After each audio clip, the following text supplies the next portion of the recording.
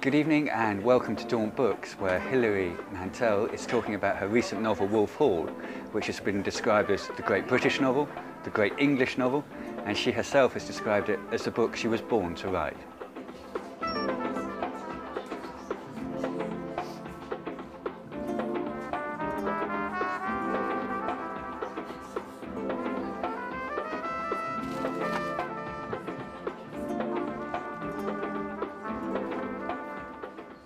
Good evening and welcome to what we hope will be the first of many Daunt debates at a time when fewer and fewer television programmes are being made dedicated to books. Fourth Estate, always innovative, have decided to make their own, and we're very lucky for the first one to have Hilary Mantel here to talk about this magnificent book that she's just written called Wolf Hall. In an age where with Twitter and texting and email and our attention spans obliterated, it's wonderful to come across a book so big and so much fun. And anyhow, to start off, here is Hilary reading about Thomas Cromwell.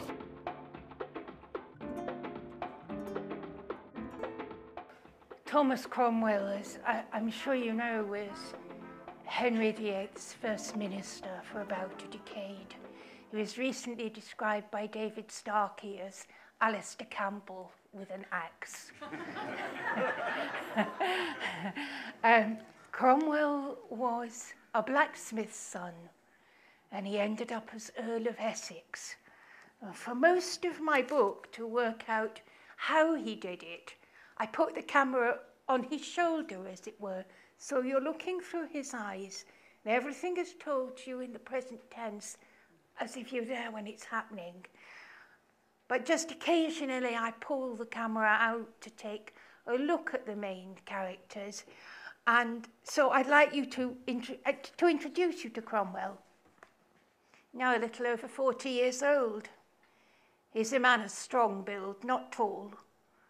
Various expressions are available to his face, and one is readable, an expression of stifled amusement. His hair is dark, heavy and waving, and his small eyes, which are of very strong sight, light up in conversation, so the Spanish ambassador will tell us quite soon. It's said he knows by heart the entire New Testament in Latin, and so, as a servant of the cardinal, is apt, ready with a text if abbots flounder. His speech is low and rapid, his manner assured. He's at home in courtroom or waterfront, bishop's palace or inn yard. He can draft a contract, train a falcon, draw a map, stop a street fight, furnish a house and fix a jury. He knows new poetry and can say it in Italian. He works all hours, first up and last to bed. He makes money and he spends it. He will take a bet on anything. The core of the book, of course, is the conflict between Thomas More and Cromwell. And you've sort of turned on its head Robert Bolt's A Man for All Seasons, which some of us might colour what we thought of Tudor times. Can you talk a bit about that? Yes, well, I think it is true that because it's a wonderful play and made a wonderful film, it has exercised a sort of stranglehold over our imagination for a couple of generations, but it has actually not very good history. I, of course, in a novel can do far more than Robert Bolt could do with a couple of hours on the stage. But his picture of Thomas More as a 1960s liberal was inherently unlikely, even at the time. More was... Now, how can I explain this? I think some people have been surprised at my picture of More, which I myself think is not an unsympathetic one.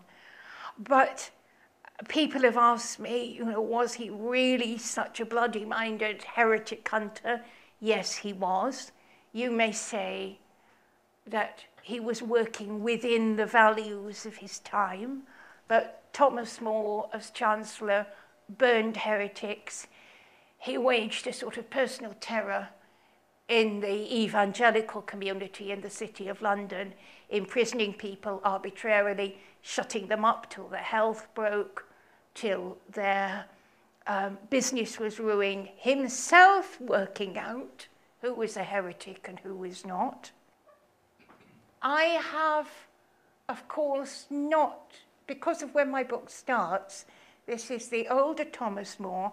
This is not the shining young humanist who was a great friend of European intellectuals. People in Europe were still struggling to maintain an image of More that they had in their heads. His great friend Erasmus, who'd been his friend for many years, asserted that Thomas More had not, in fact, burned any heretics. And when it was shown to Erasmus that this was not the case, their correspondence ceases, their long friendship pushed beyond the frontier here. So I am looking at the older More, and bear that in mind, that it can't be balanced because of that factor. I do think my portrait's fair. Wolf Hall was the book that you wanted to write, or were born to write. Clearly you couldn't fit it all into Wolf Hall. Can you say when you realised that there would be a sequel?